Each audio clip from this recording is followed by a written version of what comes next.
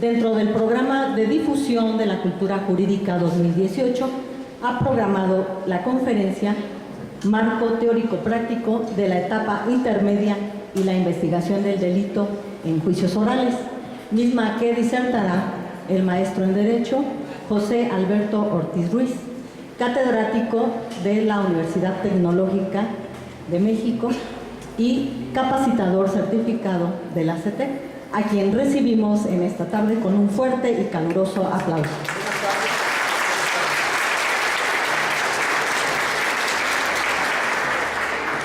Nos distingue con su presencia la maestra en Derecho Procesal Penal, Dilcia Graciela Castillo Galán, quien es jueza de control adscrita a los juzgados de control de enjuiciamiento de Texcoco, Estado de México. Nos acompañan en esta tarde jueces, servidores públicos de la zona Texcoco, de aquí del Tribunal Superior de Justicia, personal de la Fiscalía Regional de Texcoco, estudiantes de Derecho y público en general. Señoras y señores, sean todos ustedes bienvenidos. Bien, acto continuo, vamos a ceder el uso de la voz a la moderadora, quien dará un mensaje de bienvenida y dará lectura al resumen curricular del ponente de esta tarde. Gracias, maestra Norma. Buenas tardes. Como lo ha puntualizado la maestra Norma, el Tribunal Superior de Justicia y el Consejo de la Judicatura del Estado de México, a través de la Escuela Judicial y dentro del marco de difusión de Cultura Jurídica 2018, programó la celebración de esta conferencia, denominada Marco Teórico Práctico de la etapa intermedia y la investigación del delito en juicios orales, a la cual les doy la más cordial bienvenida. Me es grato recibirlos esta tarde en este recinto judicial, que nos permitirá la reflexión de temas tan relevantes como el que hoy abordará el maestro José Alberto Ortiz Ruiz. Resulta complicado que, a la luz de los acelerados cambios que se han manifestado en la sociedad mexicana en los últimos casi 10 años de la implementación del nuevo sistema de justicia penal, aún nos falte tanto por aprender. Es por ello que nos vemos en la necesidad de analizar y profundizar en cuestiones de carácter procesal, y esto implica buscar las mejores oportunidades en donde ponentes tan letrados y distinguidos como el que hoy día nos acompaña pueda compartirnos al menos un poco de sus conocimientos, tal y como lo ha venido realizando en cada una de las conferencias a las que tenemos la oportunidad de asistir. Es para mí un honor contar con su presencia y ser quien pueda moderar este evento, maestro. En nombre del presidente del Tribunal Superior de Justicia del Estado de México, magistrado Sergio Javier Medina Peñalosa, y del director general de la Escuela Judicial del Estado de México, doctor Víctor Manuel Vicente Rojas Amandi, agradecemos a nuestro expositor su presencia, quien tiene objetivos específicos y muy importantes. A saber, en el ámbito profesional participa activamente en procesos ante órganos jurisdiccionales en la modalidad de juicio oral. En el ámbito académico desarrolla obras de consulta sobre derecho penal y juicio de amparo penal. Participa activamente en la academia, combinando el conocimiento profesional práctico con el ámbito académico, promoviendo el conocimiento técnico del derecho penal, parte general, parte especial y el derecho procesal penal. De ahí que cuente con una ejemplar currícula, ya que el maestro José Alberto Ortiz Ruiz es licenciado en Derecho por la Universidad Tecnológica de México, es maestro en litigación con especialidad en estrategias de litigación, es candidato a doctor en Derecho Penal y docente certificado por la Secretaría Técnica del Consejo de Coordinación para la Implementación del Sistema de Justicia Penal. Es por ello que cuenta con una vasta experiencia como abogado litigante, apoderado legal del despacho Ruiz y Ruiz, es miembro del Consejo Editorial de Flores Editor, catedrático de las materias Derecho Penal y Estudio Particular de los Delitos en la Universidad Tecnológica de México, es catedrático de las materias Derecho Penal y Estudio Particular de los Delitos en la Universidad Tecnológica de México y también es catedrático de maestría en juicios orales en las materias de teoría del caso, recursos ordinarios, juicio de amparo, sujetos y actos procesales, catedrático a nivel doctorado sobre Derecho Penal y Procesal Penal acusatorio y conferencista nacional de tema teoría del caso y argumentación jurídica en diversas procuradurías estatales. Pero además tiene como publicaciones a la venta en las principales librerías generalidades de la audiencia de control de detención, formulación de imputación y vinculación, teoría del caso y teoría del delito, la función policial, introducción al estudio del derecho penal, introducción al estudio del derecho procesal penal en el sistema acusatorio y adversarial, siendo el libro Etapa intermedia y teoría del caso aquel que tuvo a bien presentar en este recinto judicial, entre otras publicaciones. Les pido de la manera más atenta que pudieran apagar sus dispositivos móviles con la finalidad de asimilar adecuadamente los conocimientos que nos serán transmitidos el día de hoy. Y bueno, sin mayor preámbulo, cedo el uso de la voz al maestro José Alberto Ortiz. Muchas gracias, señoría. Muchas gracias.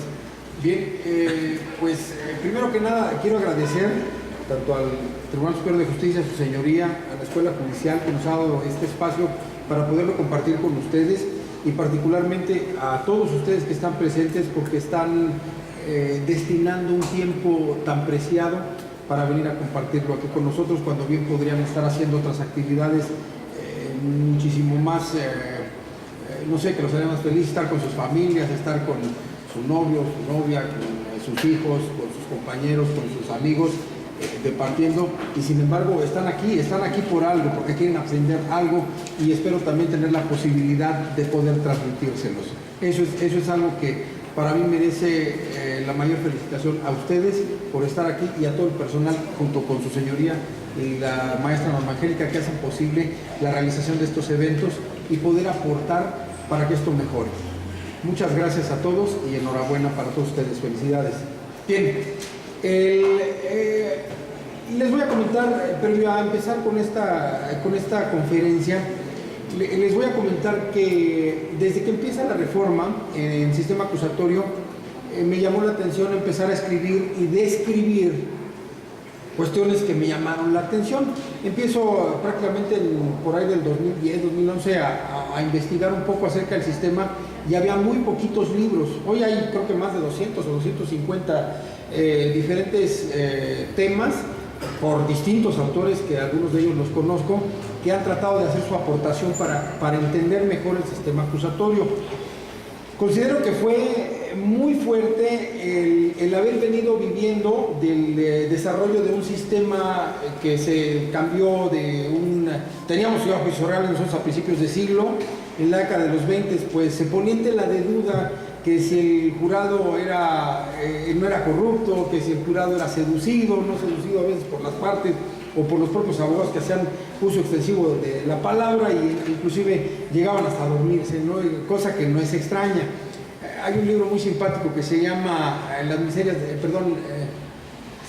Las miserias del proceso, donde precisamente versan sobre ese tema, ¿no? Dice, en Italia algunas veces eran tan largos los alegatos de los defensores o de los abogados que se dormían los jueces.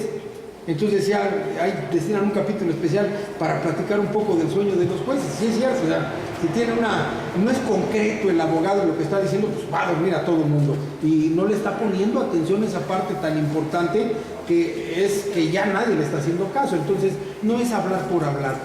Cambiamos un sistema que duró por más de 70 años en nuestro país.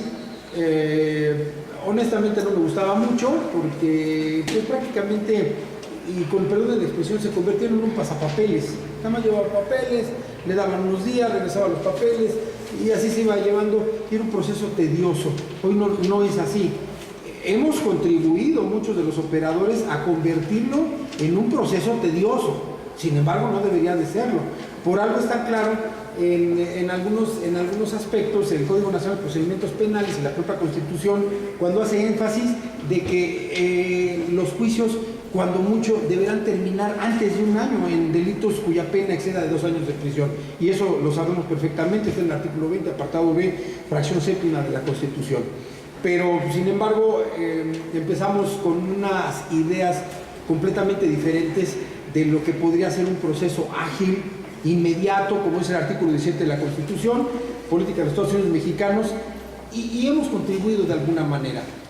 Me voy a permitir dar lectura a esta parte de este manual no sin antes referir que el haber creado un manual práctico fue después de 3 libros. Hice un libro primero donde hablaba de la etapa intermedia, pero desde un punto de vista sumamente doctrinario, haciendo inclusive análisis comparativos de qué era la audiencia intermedia en otras latitudes como Panamá, Costa Rica, Chile, Colombia, cosas por el estilo. No es muy diferente la situación entre lo que describen ellos y lo que describimos nosotros aquí en nuestro Código Nacional.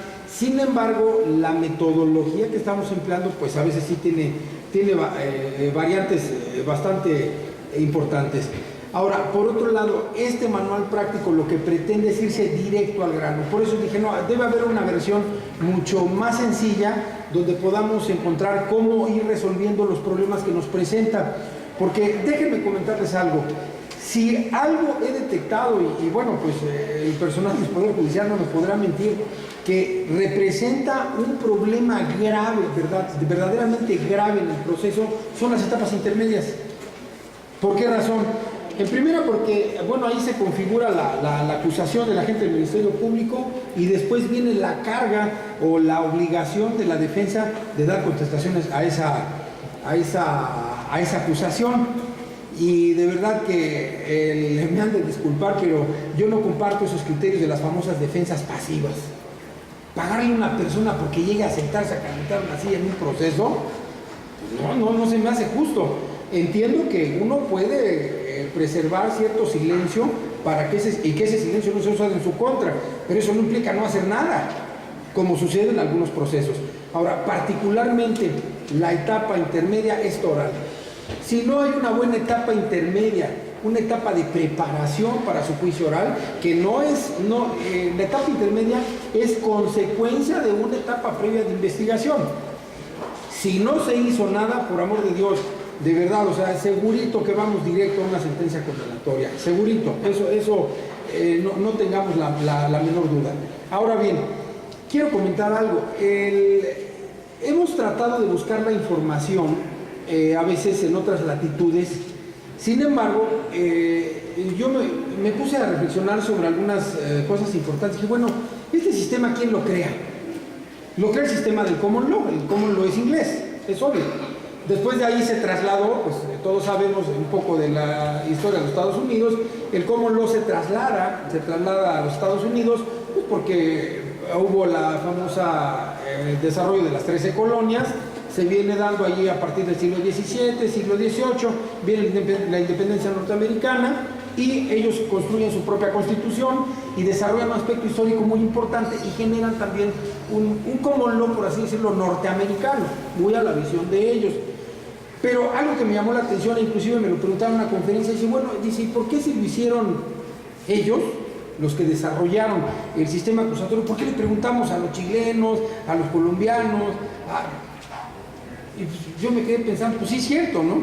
Como los niños, sí es cierto, tienen razón. ¿Por qué? Porque hay un problema de idioma. Eso es lo que sí creo que sucedió. Al haber un problema de idioma, pues decimos, ¿qué es lo más cómodo? No, pues mejor lo leo en español, pero el problema es que la información que tenemos en español está completamente tergiversada. Afortunadamente tuve la oportunidad de aprender ese idioma y tomé algunos libros de derecho procesal penal canadienses, norteamericanos e ingleses y me puse a investigar de qué se trataba la etapa intermedia, que fue el caso. Los vacié inclusive en este manual, para que pudieran observar cuál es la percepción de la audiencia intermedia. Y esto a partir de una cosa muy chistosa que me sucedió. Una ocasión, tengo una hija que está estudiando Derecho y me dice, oye, me dejaron una tarea de ver una película. ¿Cuál película? Pues El Juez, que ya la habrán visto con el Iron Man. Estaba muy interesante. Es una película que tiene mucho de fondo, pero más allá de lo que tiene de fondo, tiene mucha información técnica que nos puede aportar cuestiones muy importantes. A partir de ese momento, lo que yo vi, que ellos llegan a la etapa intermedia, en inglés se llama preliminary hearing. Esta audiencia intermedia, lo que me llama la atención es que traen un desahogo de pruebas, de medios de prueba. Citan a los órganos de prueba, los que ya hayan visto la película, y se queda uno así, qué chistoso. Nunca había visto, porque aquí en México nosotros no hacemos desahogo de medios de prueba. ¿Por qué razón? Bueno, porque en realidad la audiencia intermedia para ellos es también una audiencia de control de la acción penal. Y nosotros, por cierto, alguna vez escuchaba, tuve la oportunidad de, un día de esos que le estaban cambiando a esos programas, desgraciadamente lo pasan a las 12, a la 1 de la mañana, cuando para gente que luego no tiene que hacer como un servidor, y le está uno cambie, pique ahí al control, hasta que de repente me llama la atención que le cambio allá al canal del Congreso. Sé que a nadie nos gusta ver el canal del Congreso. Sin embargo, de repente escucho, y en el sistema acusatorio se está estudiando la posibilidad de eliminar la audiencia inicial. Ah, caramba, dije, a ver, déjala ahí, esto vale la pena. Entonces me regresé de la novela colombiana, bueno, ya sabrán algunas que nos llaman la atención, que pasan en la madrugada, y le regreso y dije, a ver, esto está interesante. Y ahí estaba un magistrado, que es una persona que ha aportado mucha información, el magistrado Nieves Castro. Solamente lo conozco por las jurisprudencias y porque él era el ponente. Y si mal no recuerdo, le estaban preguntando si eso era posible. Ya él dio algunos argumentos, era en la Cámara de Senadores, dio algunos argumentos, y en este momento lo que yo podría decir, a mi modo de ver y desde una perspectiva particular, no sería correcto eliminar la audiencia inicial. Por una razón, sé que algunos pensamos que es lo mismo del otro sistema, nada más que se trajo para acá y todo. Sí, pero tiene una función fundamental la audiencia inicial. La audiencia inicial, ahí es donde se fija la litis, por un lado con la autovinculación a proceso, y por otro, la parte oral, hay un control de la acción penal, donde el juez de control dice, ¿hay materia o no hay materia? ¿Se vincula o no se vincula? Es una decisión fundamental que toma. ¿De acuerdo? Lo mismo que pasa en la etapa intermedia de los norteamericanos, que obviamente, y los ingleses, y los canadienses, que ellos en su etapa intermedia, pues efectivamente tienen un desahogo de pruebas porque hay un control de la acción penal, y definitivamente ellos no tienen audiencia inicial. Es una creación muy específica del derecho mexicano, pero también es una realidad. Nosotros como mexicanos también tenemos la capacidad, no necesitamos voltear para ningún lado para ver qué está haciendo el de al lado, para estar seguro. Algunas cosas que me han llamado la atención es cuando ciertos autores dicen, como dijo fulano, como dijo perengano, digo, bueno, ahora explícame, ¿qué dices tú? Porque ir copiando y pegando, dijo una maestra mía de la universidad, dijo muy claro, dice, vamos haciendo libros de pedacitos de libros, y con pedacitos de libros construimos un libro, y eso no se vale. No se vale porque es un copy-paste. He dado clases en la universidad, como escucharon el currículum, y pues le critico, imagínense, criticar a mis alumnos eso cuando yo lo estoy haciendo en un libro. Definitivamente que no era correcto. Bien, entonces digo, dando ya este preámbulo, quiero dar lectura a una parte que me pareció importante cuando me pronuncio en la introducción sobre algunos temas que han dicho. Se ha venido dando esa situación de descalificar el sistema. No sirve, no funciona. El delincuente entra y sale, no es cierto. Sigue la misma corrupción, no es cierto. O sea, de verdad, yo se os puedo decir que soy operador. Me paro a los juicios, a veces me nombro como asesor jurídico de la víctima, a veces como defensor. Y no es cierto, no lo creo así. No lo creo así porque quienes a veces vamos dañando las cosas somos los operadores. Somos los operadores los que le damos una interpretación errónea y tratamos de explicar una cosa con algo que no es. Y así empiezo en esta introducción. Ha sido complicado transitar de un modelo de enjuiciamiento a otro, y lo entiendo. Mas, si aunado a ello no existe el mínimo deseo por informarse, es peor el resultado. En mi obra denominada Carpeta de Investigación me pronuncio a que hagamos oídos sordos a quienes dicen es lo mismo, solo que hablado. Ya lo he escuchado, he estado formado en las áreas administrativas y lo he escuchado. También dicen, es igual que antes, solo le cambiaron los nombres. Tampoco. Los procesos se parecen, porque sí es cierto, se parecen. Precisamente por dichas creencias hemos llegado a este álgido momento en que la ignorancia nos lleva a tratar de inventar el hilo negro. Algunos, no digo que a todos. A estas alturas puedo decir que no hay ni malo ni bueno en ningún sistema de enjuiciamiento. sino particularidades que los hacen diferentes, y considero que una frase de un filósofo alemán donde dice que no hay hechos sino solo interpretaciones resulta completamente aplicable a este tema. Quienes han convertido el proceso penal en un paraíso o en un infierno son los propios operadores, ni siquiera la ley, pues siempre tratamos de buscar una justificación, no pocas veces carente de sustento, para afirmar que algo no funciona, cuando ni siquiera nos hemos tomado el tiempo para comprender el significado y alcances de la norma. Empecemos por aclarar que una defensa mal hecha, una acusación deficiente o un proceso plagado de irregularidades son responsabilidad de las partes y de todo participante, y que aunque no es parte, sí es responsable de que el proceso se lleve a cabo en los mejores términos. ¿Por qué llego a este punto de decir que todos, absolutamente todos? Porque parte de la labor, por ejemplo, el Ministerio Público tiene perfectamente entendido cómo funciona su participación. Sin embargo, ciertas normas no tomamos el tiempo, como abogados, en mi caso sí lo hago, de decirle a los familiares de nuestros representados, porque a veces se llena la sala y no nos hemos tomado la molestia de decirle antes de que entre, no, oiga, ¿sabe qué? No vaya a hacer caras, por favor, no vaya a ofender a nadie, porque eso altera el momento de la sala, inclusive distrae al propio juzgador, porque esto es tan especial. Y me acuerdo, me lo platicaba un maestro de la universidad, que en un momento me dijo, dice, cuando vas con varios colitigantes, no falta el que estás bien atento aquí, de repente te toca, oye, ¿qué dijo? Y ya te desviaste. En ese minuto, en esos 2 minutos en que te preguntaron, se te fue.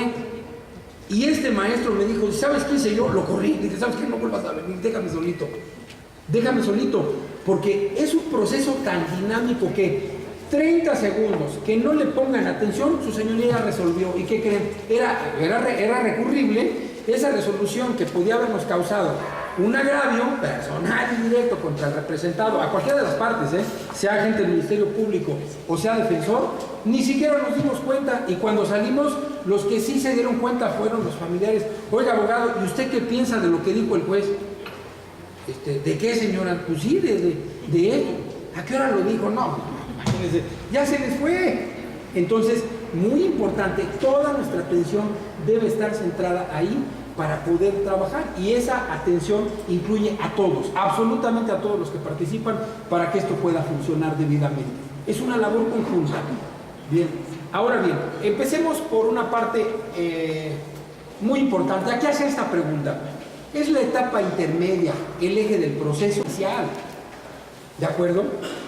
La etapa intermedia es consecuencia de todo lo que viene atrás.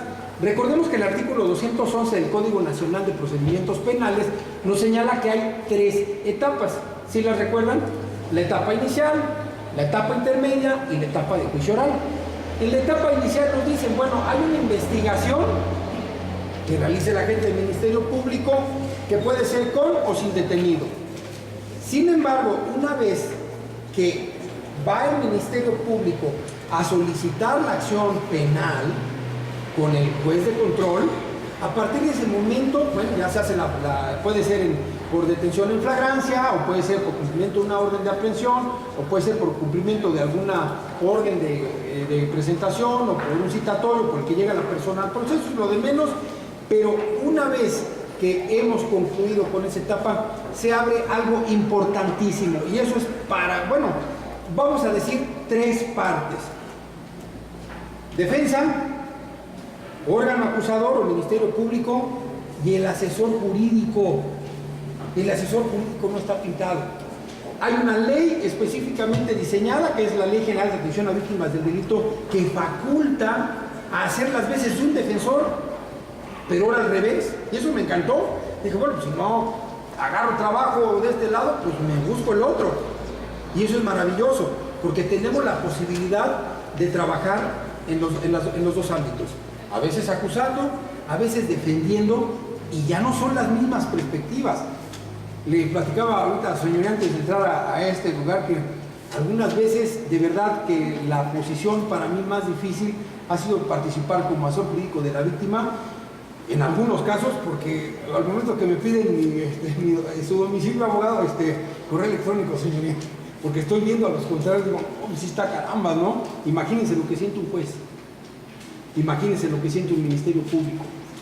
A veces estamos de este lado y no nos percatamos de lo que sucede del otro, sino hasta que estamos ahí. Esa participación nos va sensibilizando. Y por esa razón es que admiro y le doy mis respetos a todos y cada uno de los operadores del sistema, porque los que realmente están en la línea de batalla son quienes merecen el reconocimiento. Más allá de ello, procuramos traerlo a los salones para que se vayan abriendo esos ojos, esos caminos y mejorar el proceso. La etapa intermedia es fundamental. Como vengo mencionando, cuando se abre una etapa de investigación complementaria, no es simplemente 2 a 6 meses en los que, ay, maravilloso, cobro o lo que tengan que hacer y no hay que hacer nada. No, sí es cierto. Por ahí hago un comentario en un libro que tengo de juicio de amparo, donde en alguna conferencia escuché que había una reversión en la carga de la prueba, y eso no podría ser más falso. Que si el imputado negaba los hechos, entonces hay una reversión de la carga de la prueba. Si no es una pensión alimenticia, es un proceso penal. La carga de la prueba estriba fundamental. Bueno, definitivamente desde el punto de vista constitucional, en el agente del Ministerio Público. El agente del Ministerio Público es quien tiene la carga de la prueba. ¿De acuerdo? Y efectivamente, aunque él tiene la carga de la prueba y tiene que probar culpabilidad, porque ese es su trabajo, igual del asesor jurídico, bueno, la defensa tiene la obligación de probar lo que dice y no sentarse en hay un principio de carga probatoria, pues sí, pero pues no es mágico tampoco. Y hay uno de presunción de inocencia, pues sí, pero tampoco es mágico. Tiene que haber una participación y un tema muy claro de teoría del caso, que ahorita lo vamos a tomar, para saber por así decirlo, y no van a tomar mal, ¿qué le voy a presentar a mi juez para que sea convincente? Bueno, ambas partes, lo más importante que debemos generar es una convicción, porque una defensa debe de dirigirse no a coartadas, sino a generar duda razonable. Eso es diferente. ¿Hay pruebas de cargo de este lado? Sí, pero ¿qué crees? Yo tengo pruebas de este lado que dicen lo contrario. Y en la duda se absuelve. Esa es una realidad. Pero si nada más, ¿qué prueba tiene? No, pues nada más mi declaración que soy inocente, su señoría. Imposible. Imposible. Muchos abogados creemos que es la primera vez que un juez o una juez va a escuchar a un representado diciendo que es inocente. Sin embargo, te escuchas de las 8 de la mañana hasta las 8 de la noche, de lunes a lunes. Entonces, realmente eso no va... hay una gran diferencia. Considero que se ha abordado mucho el tema de la legislación norteamericana. Recordemos que ellos tienen jurado y ese jurado se compone de legos. ¿Quiénes son esas personas? Pues son personas que no son conocedoras del derecho, precisamente se les convoca porque son ciudadanos comunes, y esos ciudadanos comunes, pues vaya, ahí sí hay la posibilidad de sensibilizarlos, y por eso es que dicen que si lloran, que si dicen que son inocentes, que si cometió una arbitrariedad, pues así funcionaría. Sin embargo, aquí en México estamos frente a jueces profesionales, muy diferente. Y llegar y decirle, nada más vengo a decirle algo que usted jamás había oído en la etapa intermedia. Mi defendido es inocente. O sea, por amor de Dios, eso y nada, pues mejor me reservo a decir algo. ¿Estamos de acuerdo? ¿Por qué? Pues porque eso y nada sería exactamente lo mismo. Y esa es la parte, por eso es tan importante. Porque la etapa intermedia precisamente se llama intermedia porque está en medio. Está antes de la de juicio y después de la inicial. Después de que hemos tenido un tiempo que nos dieron en el que podemos solicitar actos de investigación, artículo 216 del Código Nacional. Y llegamos con el Ministerio Público y decimos, ¿sabes qué? Quiero tus actos de investigación. Pero también hay que informarle a su señoría, porque si resulta, porque en alguna ocasión también he entrado a algunas audiencias a ver, porque no hay mejor manera que vernos, y también me veo yo seguido y digo, no, ¿cómo me atreví a decir eso, caramba? Y junto hacia a toda la gente, con vamos a verla así en la casa, y en lugar de ver al Iron Man, vamos a ver esto, pues ahí me dice, no, ¿cómo dijiste eso? ¿Cómo es posible? Y sí, o sea, se da uno cuenta de sus errores a través de esos cuestionamientos, que sabes cómo fue posible, qué no estaba pensando o en qué estaba pensando. En alguna audiencia llegué a percatarme de alguna situación similar donde no tenía una teoría del caso tangible la defensa. Ninguna. Y solamente dijo, señoría, solicito que se tenga siempre presente el principio de presunción de inocencia. No es necesario ni decirlo, está en la Constitución, lo van a preservar. Y hay algunas figuras que están chocando, bueno, la prisión preventiva oficiosa, pues sí, habrá algunos cuestionamientos si es dable o no es dable, pero nuestro sistema sí funciona. Tenemos un sistema propio, individualizado a México, con nuestras propias características. Nosotros aquí, me supongo habrán escuchado, que en el sistema de common law, en el norteamericano, menos del 10% del total de los procesos es lo que llega a etapa de juicio. Y poco más de un 90% es lo que se va hacia las... poco más del 90% es lo que se va por otras vías. Eso es lo que se... Perdón, es que no tenía cerca esto porque hablo fuerte. Bien, entonces, ¿qué es lo que está pasando? En México tenemos una situación diferente. Por una razón, tenemos un problema de violencia. Esa es una realidad. Entonces, todos los delitos que son violentos, por una excepción constitucional del 19, se mantienen en prisión preventiva oficiosa y a reserva de que la persona, como vulgarmente decimos, se declarara culpable en un procedimiento abreviado, tendríamos que ir a juicio.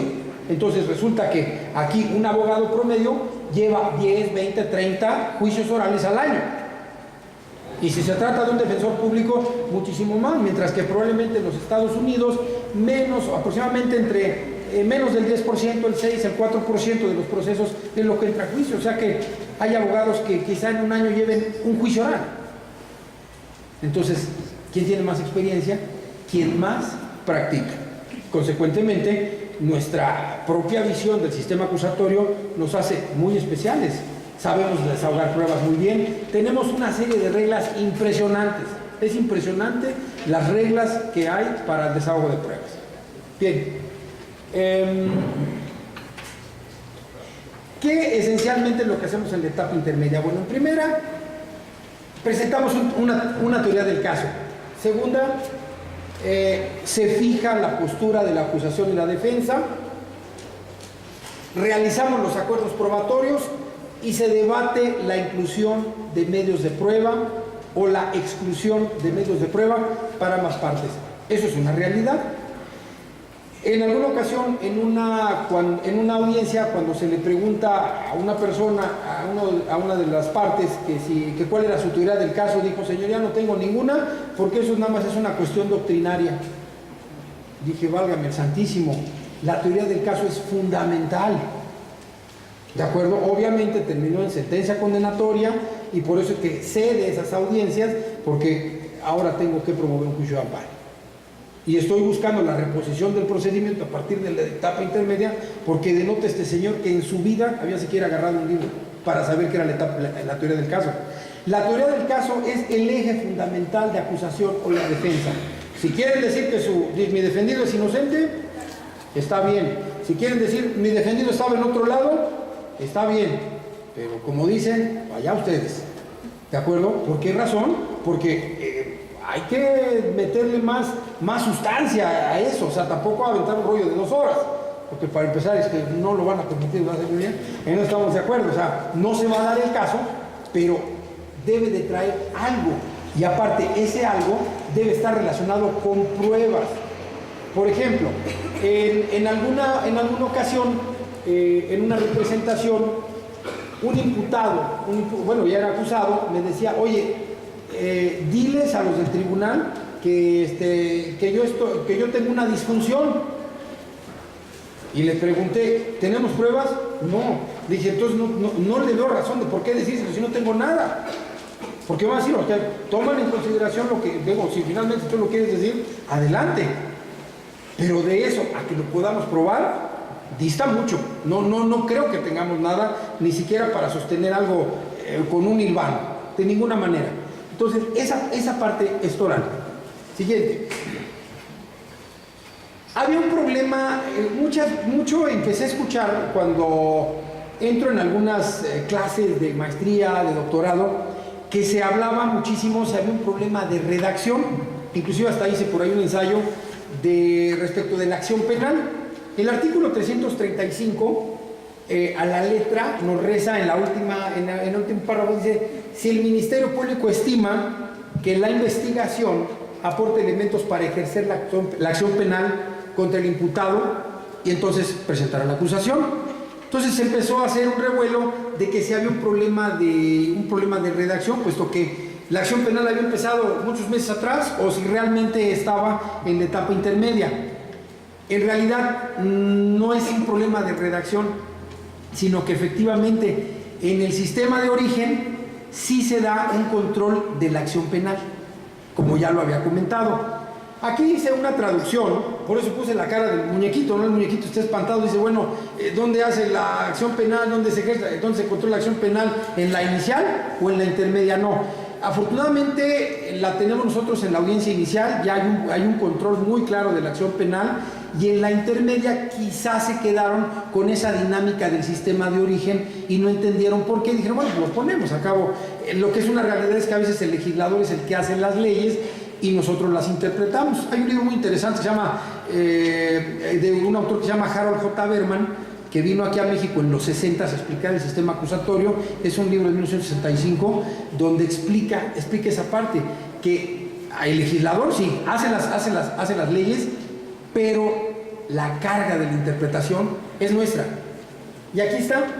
En algún diccionario jurídico de derecho norteamericano encontré qué significaba y cómo se llamaba la etapa intermedia. Como ya les he explicado, se llama preliminary hearing, o sea, hearing es audiencia, preliminary, audiencia preliminar, la audiencia previa a la etapa de juicio.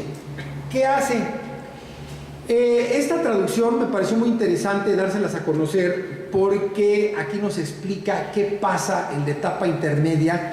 Es un libro de derecho procesal penal del sistema jurídico canadiense, y me gustó porque es un sistema un poco menos variado del sentido, porque ellos inclusive todavía siguen con las demandas de la reina en contra de Juan Pérez, la reina en contra del señor Carlos Weber o cosas por el estilo, porque ellos vienen directamente, en su momento fueron pues un protectorado inglés que preserva las condiciones. Y así lo describe este autor de ese libro de Derecho Procesal, donde dice que hay 4 puntos importantes que considerar en la audiencia intermedia, y dice que con el propósito de encauzar al acusado, perdón por el pleonasmo, pero así lo tuve que poner, la fortaleza de las pruebas debe ser tal que genere convicción en el juzgador que el acusado es probablemente culpable. ¿Por qué razón? Porque si no tiene idea de que sea culpable, ¿para qué lo manda a juicio? El segundo punto, que si ahí le puse magistrado, pero en realidad es el juzgador, que si el juzgador llega a una opinión de que no hay pruebas, o las que se tienen resulten insuficientes para generar convicción en el jurado, debe liberar al acusado. Sin embargo, antes de tomar la decisión, debe existir convicción en y tener cuidado de que no está usurpando las funciones del jurado sin prejuzgar sobre la naturaleza del caudal probatorio. Esto es del derecho canadiense, ¿eh? O sea, fíjense nada más qué interesante. Eso nosotros lo tenemos en la audiencia inicial. ¿Hay materia o no hay materia? ¿Tiene medios de prueba? Bueno, los datos de prueba me arrojan, sí, definitivamente. Sí entiendo que hay jurisprudencia que dice, se ha pronunciado sobre la 2014-800 de la 10ª época, que tiene ciertos criterios sobre si se hace un análisis entre conducta y tipicidad, pero ese es tema como dicen, eso es harina de otro costal, que la verdad confundiría un tanto antes que resolvernos la situación.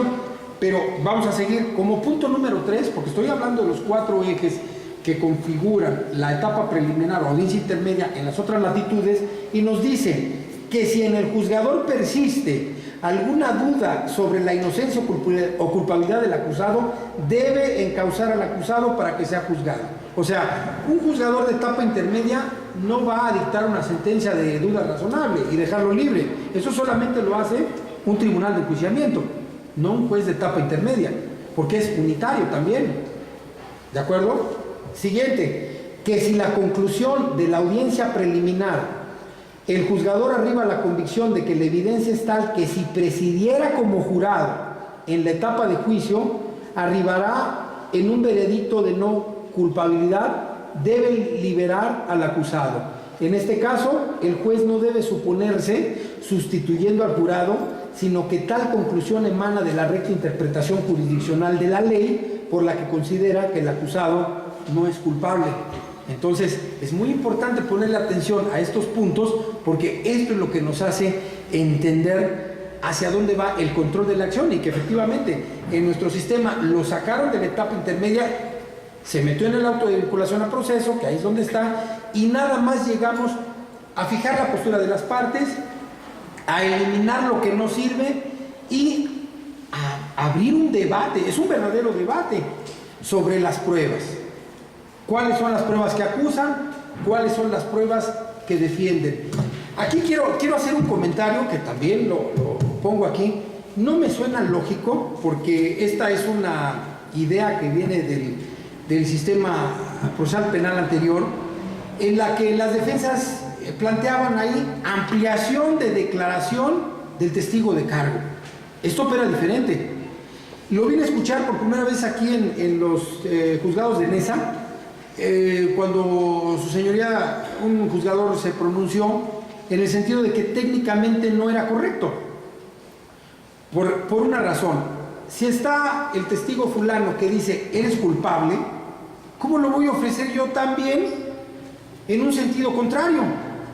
A reserva de que tengan cosas que preguntarle, porque a las reglas del contrainterrogatorio me conviene más que venga de testigo ofrecido por la contraparte y yo tenga toda la libertad de hacerles preguntas bajo otro esquema completamente diferente, atacarlo diferente. Sin embargo, también lo ofrecen.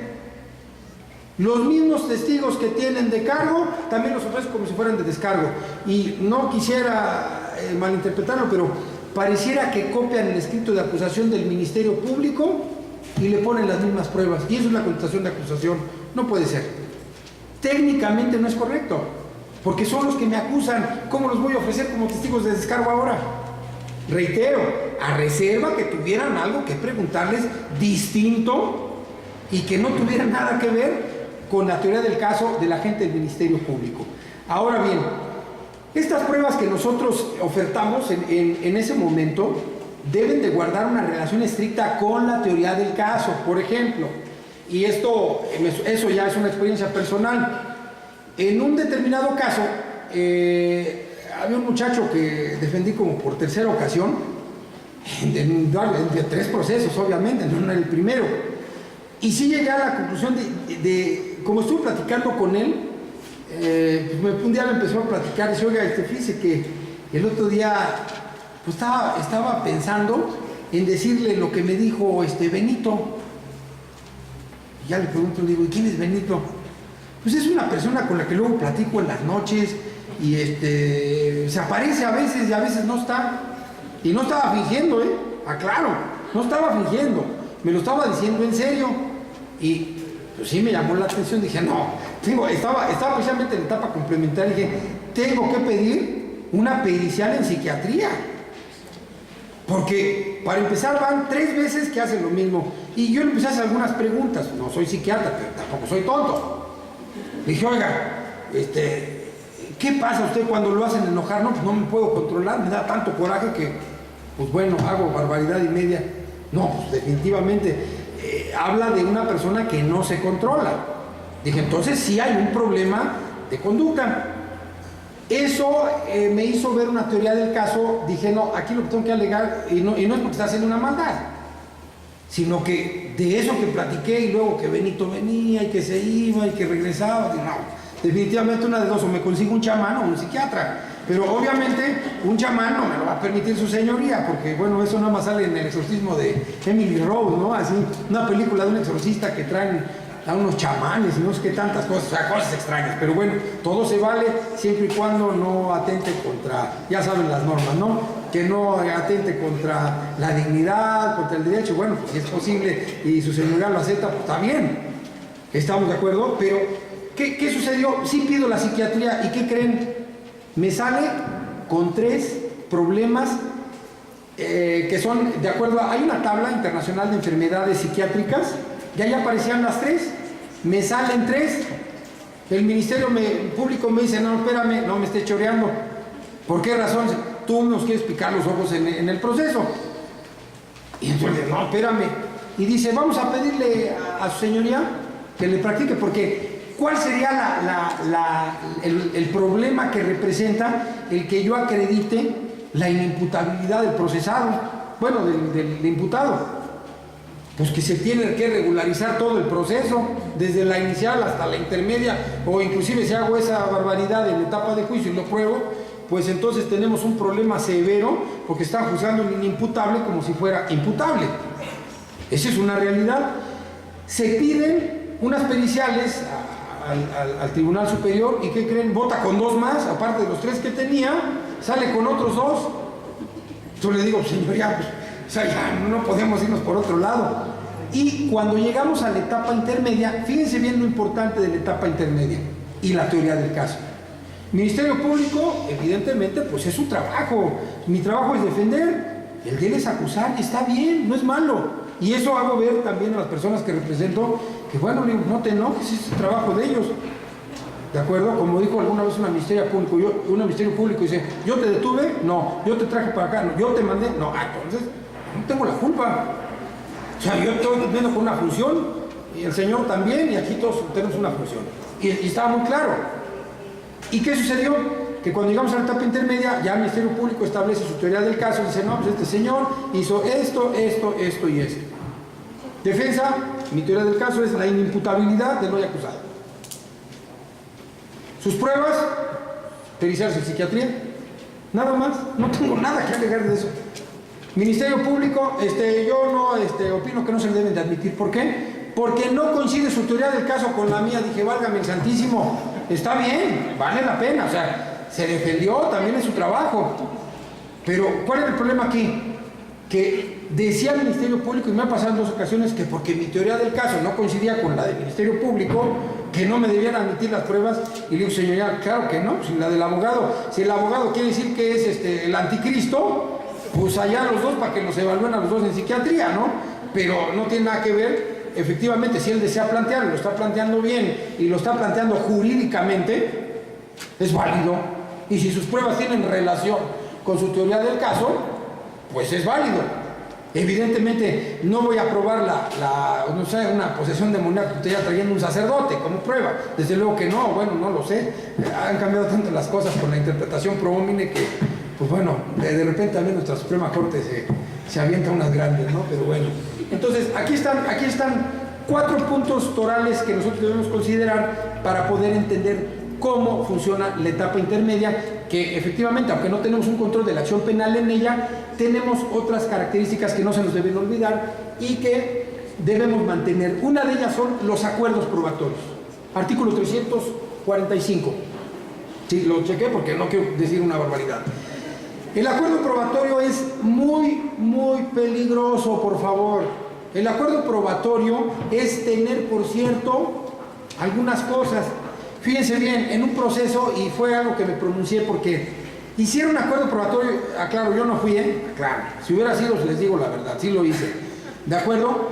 Pero llegan y dicen que se tenga por cierto y probado la puesta a disposición de la policía, y dice la defensa, pues sí, pues perfecto.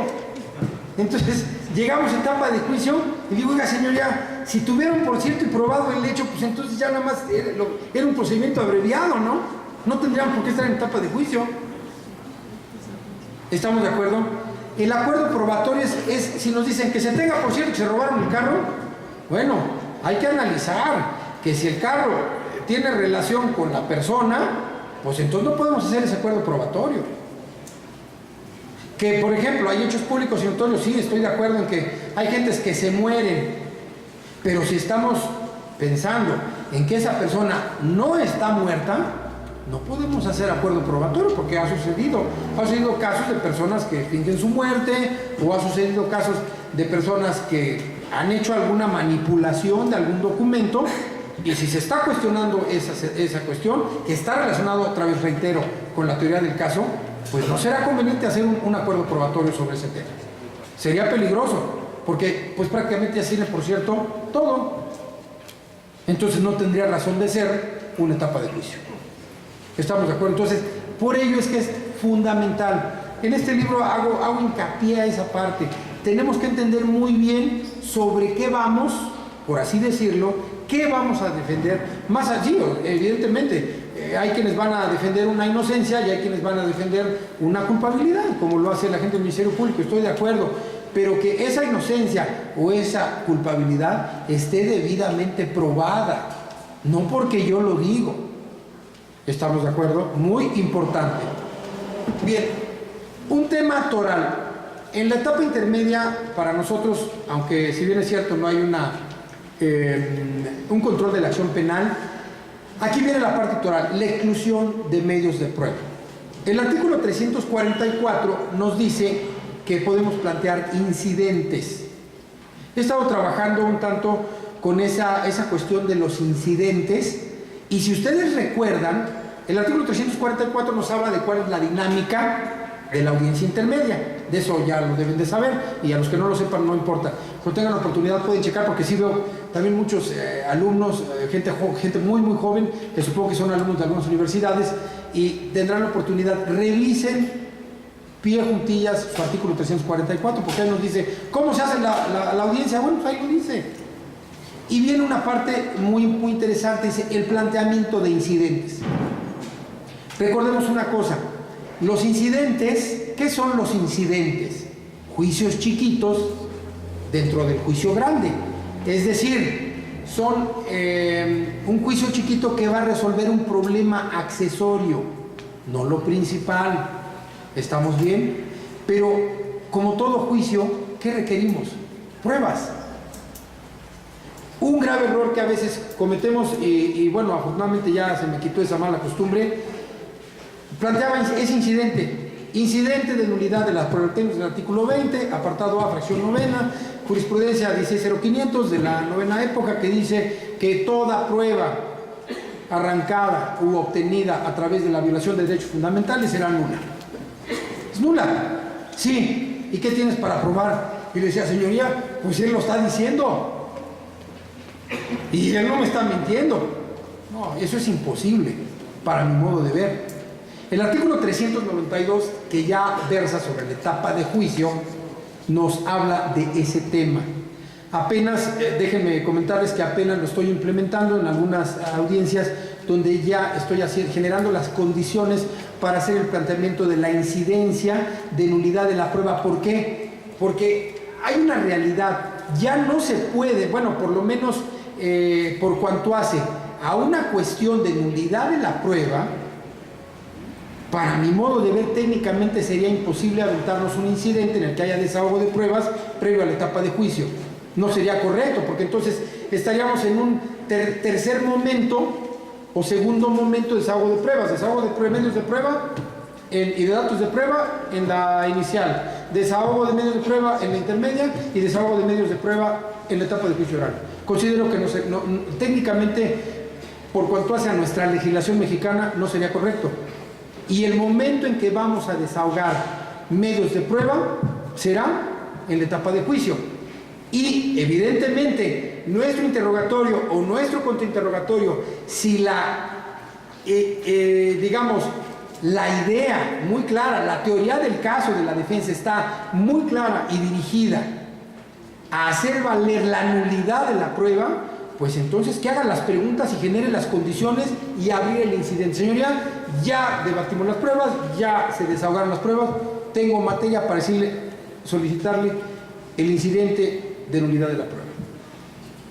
Es posible, ¿de acuerdo? Sin embargo, podrían darse otro tipo de incidentes en la audiencia intermedia, pero por cuanto hace a la nulidad de la prueba, porque es algo que se duele continuamente en las defensas, inclusive también lo puede hacer la gente del Ministerio Público y el asesor jurídico, Si, por ejemplo, les voy a platicar uno de homicidio por ahí, donde van las personas y sacan, eso ya me suena a otras cosas del sistema anterior, donde van y sacan unas constancias en un municipio allá perdido en una loma, ya como a 800,000 kilómetros de aquí del Estado de México, donde dicen que el día en que sucedieron los hechos, Juanito Pérez estaba tomando bebidas embriagantes en la vía pública y lo detuvo la municipal y lo arrestaron 36 horas.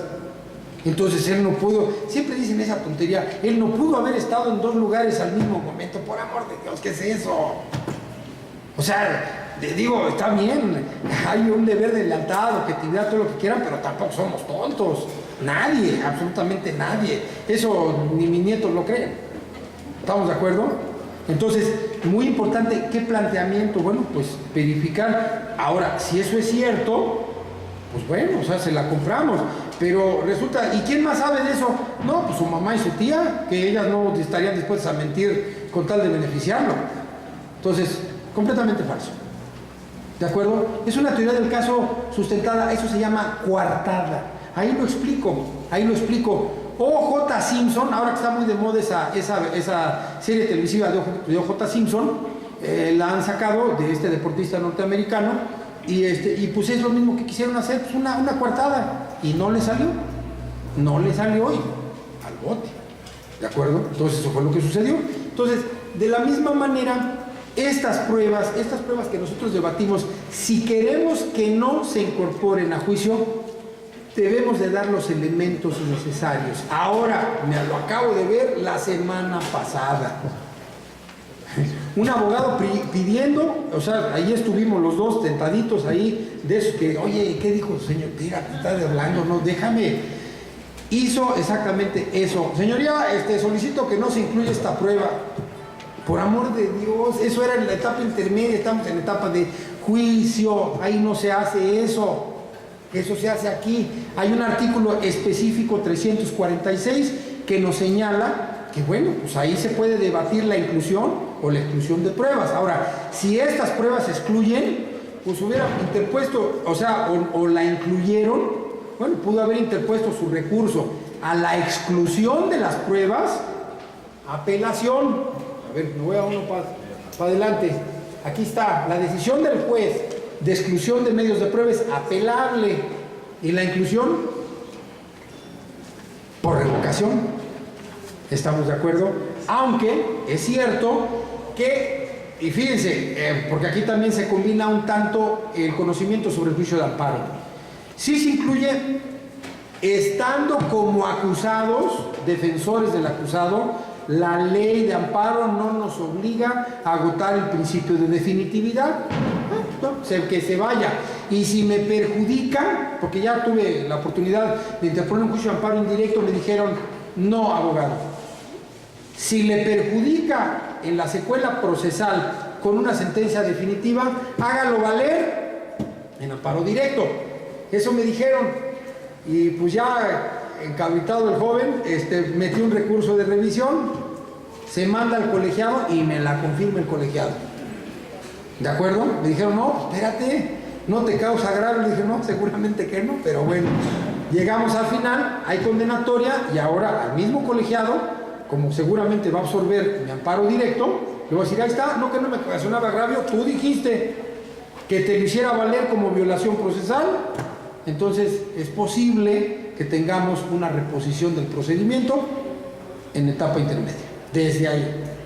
¿De acuerdo? Entonces, muy importante el poder entender qué pasa con la exclusión y qué pasa con la inclusión. Si se incluyen, solicito se revoque respetuosamente. La parte que con el debido respeto no me gusta mucho es que quien resuelve el recurso de revocación pues es la propia autoridad. Entonces, finalmente, si queremos intentarlo, adelante, se puede. Y si no, la ley de amparo respecto al amparo directo no nos obliga en el carácter de acusado. Sin embargo, acuérdense que hoy en la ley de amparo se incluye la intervención de la víctima y del Ministerio Público como tercero. Y a ellos, ¿qué creen? Sí les obliga la ley de amparo a interponer el recurso ordinario que modifica o, en su caso, resuelve esa situación por la que se haya derivado. Bien, pues hasta aquí es una manera muy general. Espero que haya cubierto las mayores expectativas. Hay mucha información, es mucha información. En el libro inclusive abordo un esquema para que entendamos cómo opera, qué hay que ir haciendo durante las fases de la etapa intermedia para poderla entender. Así es que pasemos a preguntas y respuestas. ¿Sí? Por favor, las que quieran y las que puedan contestar, obviamente, por favor. Les pediría que al momento de tomar el uso de la palabra se presenten con su nombre, del lugar, la adscripción o la institución de donde vienen. Levanten su mano, por favor, para que les puedan pasar el micrófono. ¿Alguna pregunta? Por favor, maestro. Muchas gracias.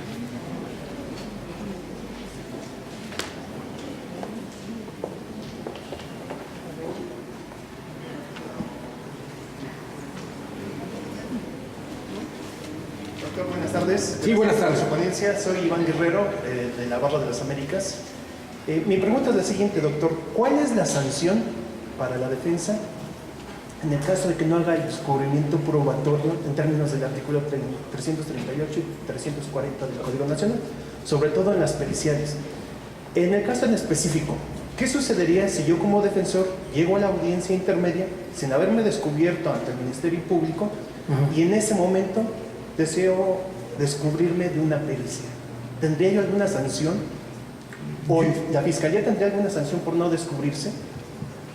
Bueno, la Fiscalía sí, porque desde el momento en que plantea su acusación, la Fiscalía hace el descubrimiento probatorio. Bueno, ese tema que estaba, no lo toqué, pero déjenme platicarles. Al principio del Código Nacional había planteado una cosa muy enredada que era el descubrimiento probatorio. Eso no estaba en el Código de Procedimientos Penales para el Estado de México. El descubrimiento probatorio es una figura procesal que obliga al Ministerio Público a poner a la vista todo lo que consiguió. ¿Estamos de acuerdo? Y nos notifican de la acusación del Ministerio Público. Dicen, órale, ahí está la acusación y órale, como dicen, despáchese, porque ahí la gente del Ministerio Público tiene todas las probanzas necesarias para que usted la seleccione. ¿Estamos de acuerdo? Ustedes pueden escoger las que quieran, más aparte las que la defensa y el asesor jurídico hubiera planteado. ¿Sí se va entendiendo esta parte? O sea, el MP, efectivamente, en términos del artículo 21 constitucional, es el jefe de la investigación, son sus facultades, no es nuevo, eso tiene mucho tiempo de existir, artículo 21. Y él se encarga de conseguir todas las pruebas. Sin embargo, una vez que se abre el periodo de investigación complementaria, tanto la defensa, el asesor jurídico y el Ministerio Público pueden practicar más probanzas periciales, testimoniales o lo que sea. ¿Estamos bien? Y todas estas, yo le voy a platicar qué hago. Todo lo que obtengo lo meto a la carpeta. Me han dicho me han hecho acuerdos donde dicen es incorrecto, pero la ley tampoco me lo prohíbe. Pues si no me lo prohíbe, bajo un deber de lealtad y objetividad que también me priva en mi carácter de defensor, aquí está todo lo que yo conseguí y lo meto. Cuando presenta la acusación el Ministerio Público, ya nada se puede reservar, nada. Acuérdense que previo a ciertas actuaciones se pueden mantener en reserva, eso es cierto. Entonces, ahí está, ya llego, yo la veo, y si llego a la audiencia intermedia, puedo hacer mi planteamiento de las pruebas que tengo.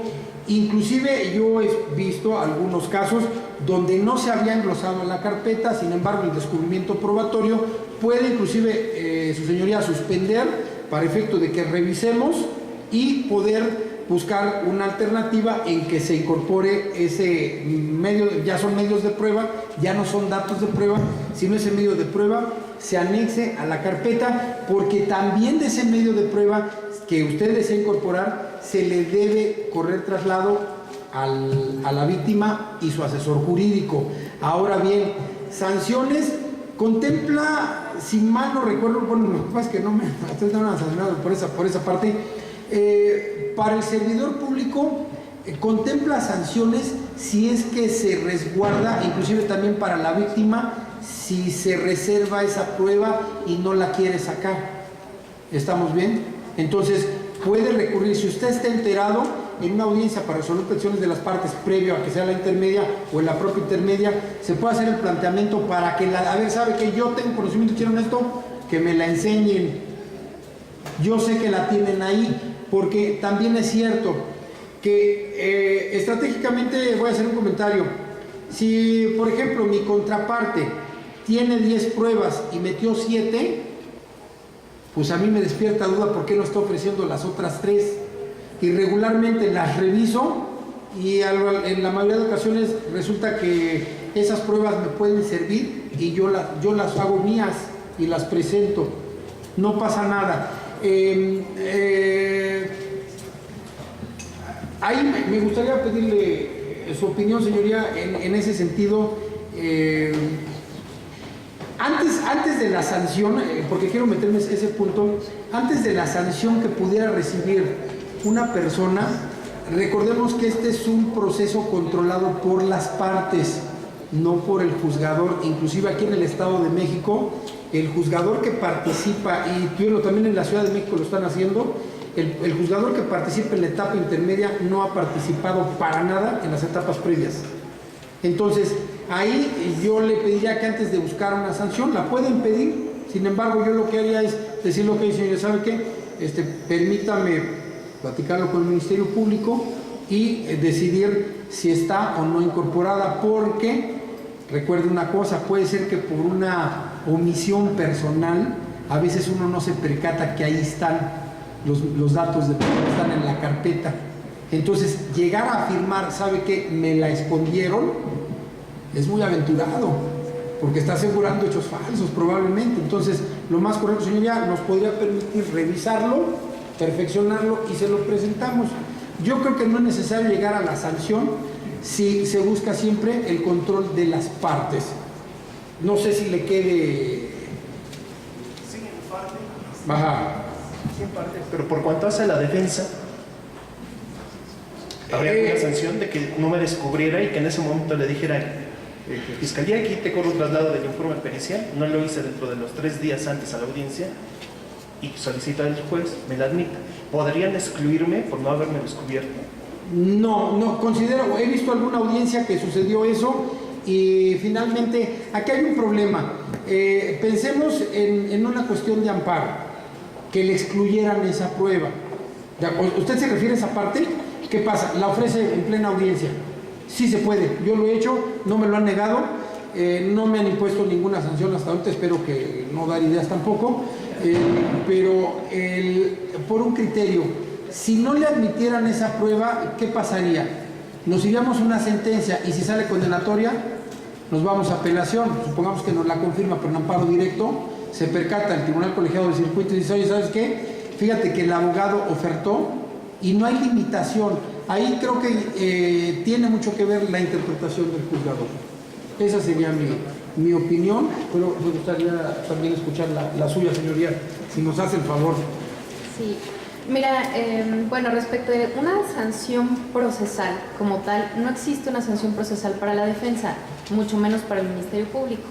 Porque tratándose de descubrimiento probatorio, hablamos que el descubrimiento probatorio que realiza el agente del Ministerio Público realmente es un derecho que tiene el imputado a conocer todos y cada uno de los medios de prueba que, no solo con los que va a ofertar, sino todos aquellos que recabó en su investigación.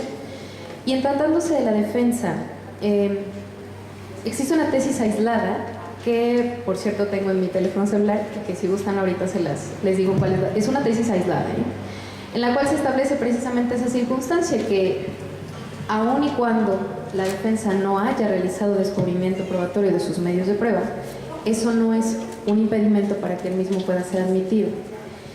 Si bien es cierto, sí hemos realizado algunas acciones como juzgadores con la bandera de pro de los derechos humanos y de no trastocar el derecho de defensa, en este caso del acusado, con motivo de que se haya omitido el descubrimiento probatorio, también es cierto que no es correcto, porque precisamente el tema relevante del Código Nacional es el descubrimiento probatorio. Tan es así que anteriormente no se contaba con el descubrimiento probatorio en Código Mexiquense. Tiene una razón de ser el descubrimiento probatorio, entonces sí, probablemente con bandera de derechos humanos tratamos de no excluir medios de prueba por esta circunstancia que usted me está haciendo mención, pero no es lo más adecuado. O sea, lo único que denota es la falta de conocimiento por parte del abogado del descubrimiento probatorio y evidentemente de la etapa intermedia. Sí, abogado.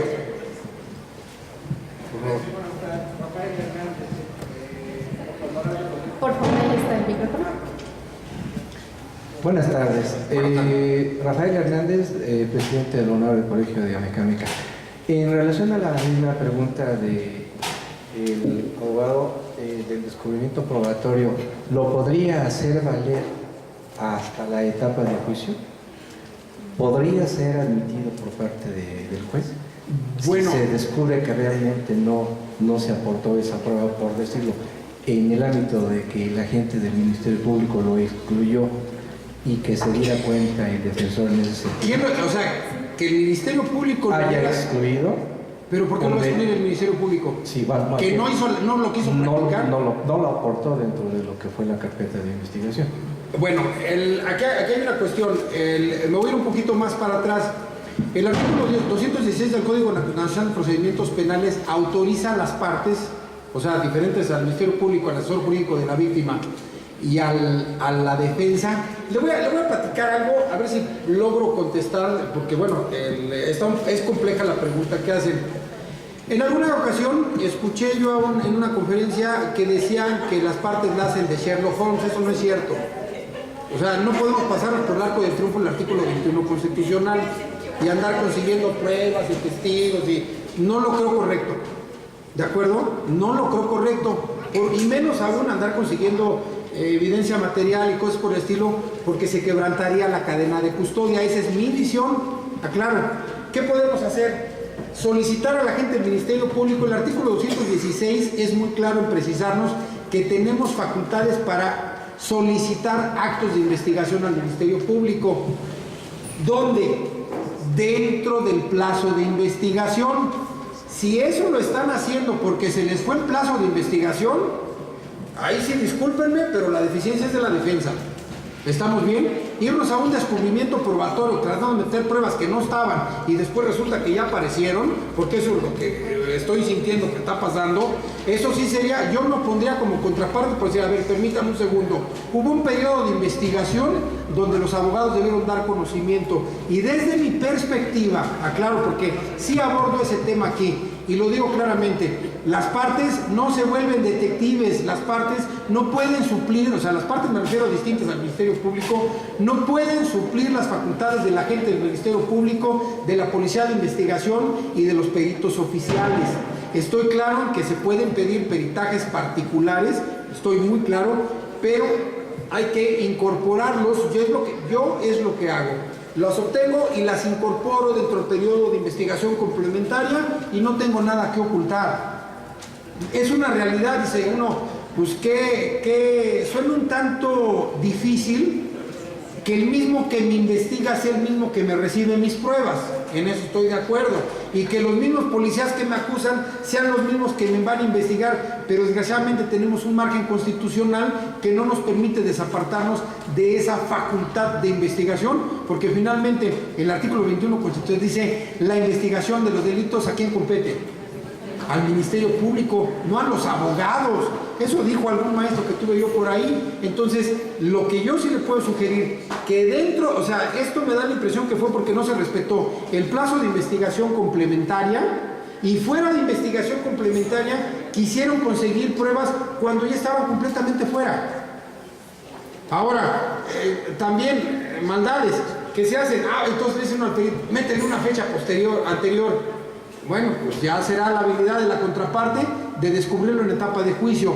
Pero para mi modo de ver, lo que yo hago, procuro, ¿sabes qué? El Ministerio Público solicito en términos del artículo 220, apartado A, apartado B, fracción cuarta y sexta, 21, ¿de acuerdo?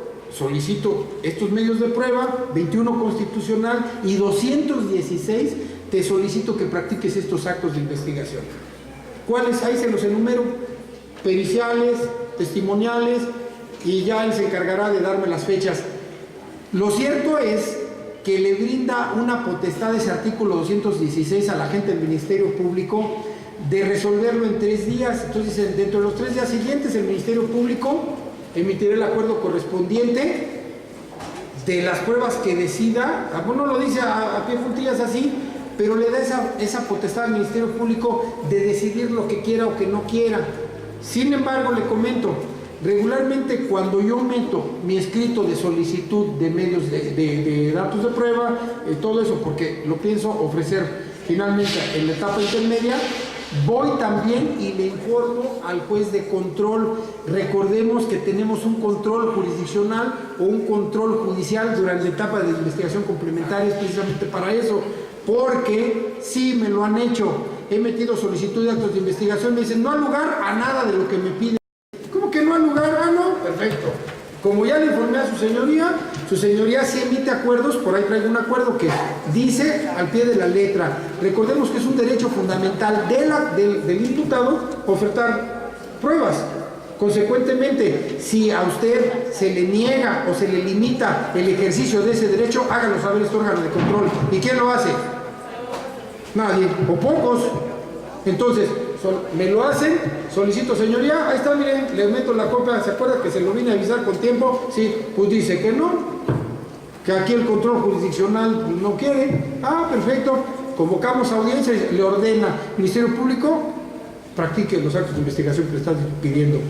Evidentemente tampoco pido barbaridades, o sea, no pido ni la asistencia de un chamán, ni de un sacerdote, ni de nada por el estilo, ni tampoco quiero a María Sabina, ¿estamos de acuerdo? Sino gente que, o sea, debe haber pertinencia e idoneidad en lo que estoy pidiendo para no pedir cosas descabelladas. ¿Estamos bien? Esa es una manera, desde mi perspectiva, donde he subsanado estas cosas y paralelamente, o sea, prácticamente voy, le pido al Ministerio Público y voy y informo al juez. Pero dentro de mi plazo de investigación, no fuera de él. ¿Queda responder a su pregunta, abogado? ¿Sí? ¿Abogado?